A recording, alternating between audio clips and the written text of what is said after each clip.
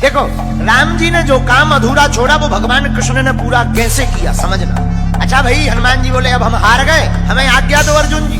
अर्जुन देने ही वाले थे आज्ञा, कृष्ण भगवान बोले रोको रोको रोको, अभी नहीं, जब काम आएगा तब इनको आज्ञा दे। इधर धीरे धीरे महाभारत के युद्ध का समय आ गया, तैयारी होने लगी, सेनाएं नहीं मान रही है। भगवान कृष्ण संधि प्रस्ताव लेकर के भी गए, लेकिन दुर्योधन नहीं माने। भगवान समझ गए अब युद्ध होगा, तो अर्जुन से कहा अर्जुन जी अब युद्ध के बिना काम नहीं चलना है, अब हनुमान जी को बुलाओ। वो जो वचन दिया था जो हम कहेंगे वो करेंगे, अब वचन निभवा। तो अर्जुन भगवान कृष्ण हनुमान जी के पास आए, कहा कि आपने जो शर्त हारी थी अब उसको पूरा करना है। हनुमान जी बोले आज्ञा करो। अर्जुन जी बोले सरकार बताओ क्या मांगना है।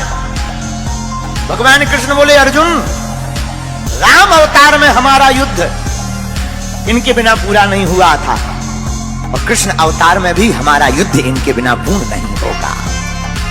अर्जुन जी बोले इनकी क्या जरूरत है, क्या हम कम है? भगवान बोले कम तो हम भी नहीं थे। भगवान कृष्ण बोले कम तो हम भी नहीं थे, फिर भी हमें इनकी जरूरत पड़ी। अगर ये ना होते तो वो युद्ध पूर्ण नहीं होता। अर्जुन जी बोले मतलब हे अर्जुन, अगर हनुमान जी ना होते समुद्र पार कौन करता? अगर हनुमान जी ना होते, अगर हनुमान जी सहाय नहीं होते तो युद्ध नहीं जीतते। और महाभारत में भी युद्ध है अर्जुन, बिना हनुमान जी के नहीं जीता जा पाएगा। हनुमान जी बोले अब आज्ञा है, ठीक है, लेकिन हनुमान जी हाथ जोड़ के विनोद में बोले सरकार हम तो राम जी के चरणों में रहते हैं। भगवान कृष्ण बोले इस बार हमारे सिर पे रह लेना। देखो यही भगवान की दयालुता है। राम अवतार में जो राम जी के चरणों में हनुमान जी थे, पर यही कृष्ण अवतार में उल्टा हो रहा। कृष्ण अवतार में हनुमान जी कृष्ण भगवान के ऊपर ध्वज के ऊपर विराजमान। अच्छा बोले महाराज और तो सब ठीक है, एक बात हो। बोले क्या? हमारी एक आदत है। क्या? बोले युद्ध के बीच बीच में सत्संग सुनने की आदत है। अर्जुन जी बोले जय हो। हनुमान जी बोले क्यों? बोले अगर सत्संग ही होना होता तो युद्ध होता, वहां तुम्हें कोई प्रवचन सुनाएगा कि लड़ेगा? हनुमान जी बोले देखो हमारे राम जी तो बहुत अच्छे थे, धर्म रथ का वर्णन करते थे युद्ध में भी। बोले हमको बीच बीच में सत्संग सुनने की आदत है। अर्जुन जी बोले अब आप ही निपटो, ये सत्संग मांग रहा है ये महाभारत में। तो भगवान कृष्ण बोले कोई बात नहीं, आप हाँ बोलो, हम आपको सत्संग भी सुनाएंगे। अब हनुमान जी आए महाभारत में, रथ के ऊपर एक ध्वज लगाया, ध्वज के ऊपर हनुमान जी को स्थान दिया, इसलिए उस रथ का नाम ही कपिध्वज पड़ गया। और हनुमान जी विराजमान भय ध्वज पर। भीष्म महाराज जब अर्जुन के सामने लड़ने के लिए आए, भीष्म पितामह ऐसे बलवान योद्धा जिनके सामने अच्छे अच्छे लोग कांपते थे, महाराज भीष्म पितामह युद्ध करने आए और बाण मारे तो अर्जुन का रथ थोड़ा पीछे हो गए, लेकिन जब अर्जुन बाण मारे तो पीछे दूर गिर जाए।